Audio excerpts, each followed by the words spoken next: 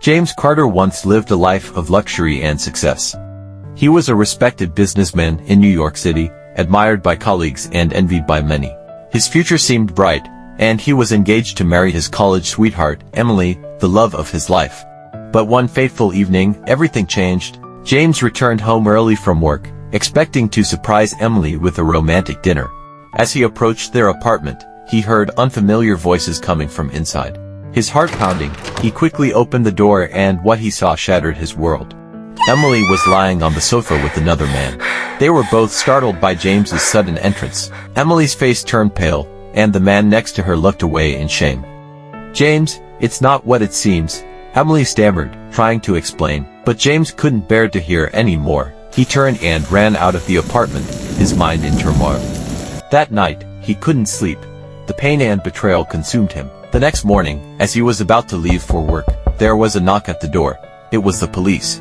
"We have a warrant to search your apartment," one of the officers said sternly. "We received information that you're involved in illegal activities." James was stunned. "What are you talking about? I've done nothing wrong," he protested. The police ignored his pleas and began searching every corner of his apartment. They found what they were looking for, a small stash of illegal substances hidden in his closet. James was arrested on the spot, his life as he knew it coming to an abrupt end. James found himself in a cold, unfamiliar prison cell. The reality of his situation hit him hard. He had lost everything, his freedom, his reputation, and the woman he loved. Days turned into weeks, and weeks into months. The prison routine became monotonous and unbearable. One day, as James was being led to the prison yard, he noticed an old inmate sitting alone on a bench. The man had a weathered face and deep wrinkles that told stories of a hard life. There was something about him that intrigued James. He decided to approach him. "Mind if I sit here?" James asked hesitantly. The old man nodded without looking up. They sat in silence for a while. Finally, the old man spoke. "Life's not fair, is it?" James looked at him, surprised by his sudden comment.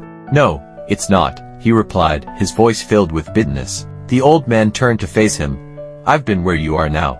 It's tough, but you've got to find a way to keep going." James listened intently, sensing that this man had wisdom to share. "How did you survive?" he asked. The old man smiled faintly. "I found purpose in helping others. It gave my life meaning, even in this place." James took the old man's words to heart. He began to look for ways to make a difference within the prison walls. He volunteered to teach literacy classes to other inmates, using his education and communication skills to help them improve their reading and writing abilities.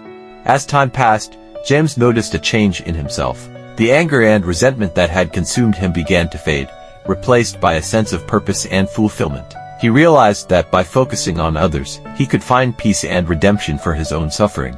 One day, during a prison workshop, James overheard two guards talking about a corruption scandal involving the warden and some local officials. They mentioned that evidence of the illegal activities was hidden in the prison's maintenance shed. James saw an opportunity to clear his name and expose the truth. He carefully documented the conversation and reported it to a trusted journalist who had been investigating the prison system. The information led to a major investigation, uncovering widespread corruption and abuse of power. Thanks to James's bravery and the evidence he provided, the corrupt officials were brought to justice. James's role in exposing the scandal gained him recognition and sympathy from the public. The court reviewed his case and found that he had been framed, leading to his release after serving only 3 years of his sentence. Upon his release, James dedicated himself to reforming the prison system and advocating for the rights of inmates. He established a non-profit organization that worked to rehabilitate former prisoners and help them reintegrate into society. Years later, James stood in front of a crowd at a conference on criminal justice reform. He shared his story of betrayal, imprisonment, and eventual redemption. "Life can knock you down," he said, "but it's how you get back up that defines you." As he finished his speech, the audience erupted in applause. Among them was Emily, who had followed his journey from afar. She approached him after the event, tears in her eyes. "I'm so sorry for what I did," she whispered. James looked at her, not with anger, but with understanding. "The past is the past," he replied. "What matters is how we choose to move forward." And with that, James turned away, ready to embrace a future filled with hope and purpose.